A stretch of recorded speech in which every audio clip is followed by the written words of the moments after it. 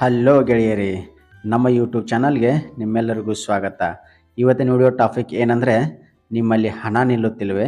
ಹಾಗಾದರೆ ತಪ್ಪದೆ ಈ ವಿಡಿಯೋವನ್ನು ನೋಡಿ. ನಿಮ್ಮಲ್ಲಿ ಹಣದ ರಾಶಿ ತಾನಾಗಿಯೇ ಬರುತ್ತದೆ.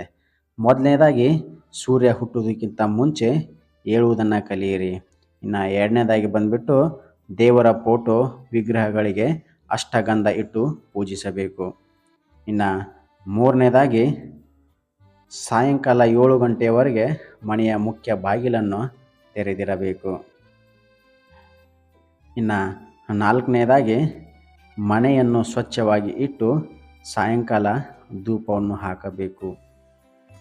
ಇನ್ನು ಐದನೇದಾಗಿ, ಸಾಯಂಕಾಲ ಅರಿಶಿನ ಕುಂಕುಮವನ್ನು ಇಟ್ಟು ಹೂವನ್ನು ಇಡಬೇಕು. ಇನ್ನು ಆರನೇದಾಗಿ, ಬೆಳಕು ಹರಿಯುವ ಮುಂಚೆನೇ ಬಾಗಿಲ ಮುಂದೆ ನೀರು ಹಾಕಿ ರಂಗೋಲಿ ಇಡಬೇಕು.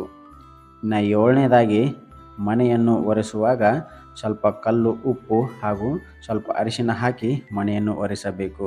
ಇನ್ನು ಎಂಟನೇದಾಗಿ, ಮನೆಯ ಒಳಗೆ ಪ್ರವೇಶಿಸುವಾಗ ಎದುರಿಗೆ ಪರಿಮಳ ಭರಿತ ಹೂವನ್ನು ಇಡಬೇಕು. ಇನ್ನು ಒಂಬತ್ತನೇದಾಗಿ, ಮನೆಯ ಬಾಗಿಲು ಅಂದರೆ ಸುತ್ತಮುತ್ತಲು ಮುರುಳಿನ ಗಿಡಗಳು ಹಾಗೂ ಪೊದೆಗಳು ಇರದಂತೆ ನೋಡಿಕೊಳ್ಳಬೇಕು. ಇನ್ನು ಹತ್ತನೇದಾಗಿ, ಮನೆಯಲ್ಲಿ ಉತ್ತರ ಕಡೆಯ ಕಿಟಕಿಗಳನ್ನು ತೆರೆದು ದಕ್ಷಿಣ ಕಡೆಯ ಕಿಟಕಿಗಳನ್ನು ಮುಚ್ಚಬೇಕು. ಇನ್ನು 11ನೇದಾಗಿ, ನಿಮ್ಮ ಪರ್ಸ್, ಲಾಕರ್, ಗಲ್ಲೆ ಪೆಟ್ಟಿಗೆಯಲ್ಲಿ ಸಂಪೂರ್ಣವಾಗಿ ಹಣ ಖಾಲಿ ಆಗದ ಹಾಗೆ ನೋಡಿಕೊಳ್ಳಬೇಕು. ಇನ್ನು 12ನೇದಾಗಿ, ಹಣವನ್ನು ಎಲ್ಲೆಂದರೆ ಅಲ್ಲಿ ಇಡದೆ ಬೀರುನಲ್ಲಿ ಅಥವಾ ಲಾಕರ್ನಲ್ಲಿ ಇಟ್ಟು ಬೀಗವನ್ನು ಹಾಕಬೇಕು. ಇನ್ನು 13ನೇದಾಗಿ, ಮನೆಯಲ್ಲಿ ಹಿತ್ತಲು ಬಾಗಿಲು ಏನಾದರೂ ಇದ್ದರೆ ಅದನ್ನು ಸಾಯಂಕಾಲ ಮುಚ್ಚಿಡಬೇಕು. ಮುಂಬಾಗಿಲನ್ನು ಮಾತ್ರ ತೆರೆದಿಡಬೇಕು. ಇನ್ನು 14ನೇದಾಗಿ, ಮನೆಯಲ್ಲಿ ಏನಾದರೂ ನಿಂತ ಲಕ್ಷ್ಮಿಯ ವಿಗ್ರಹ ಅಥವಾ ಚಿತ್ರಪಟದಲ್ಲಿದ್ದ ಲಕ್ಷ್ಮಿ ಫೋಟೋವನ್ನು ಯಾವತ್ತೂ ಪೂಜಿಸಬಾರದು.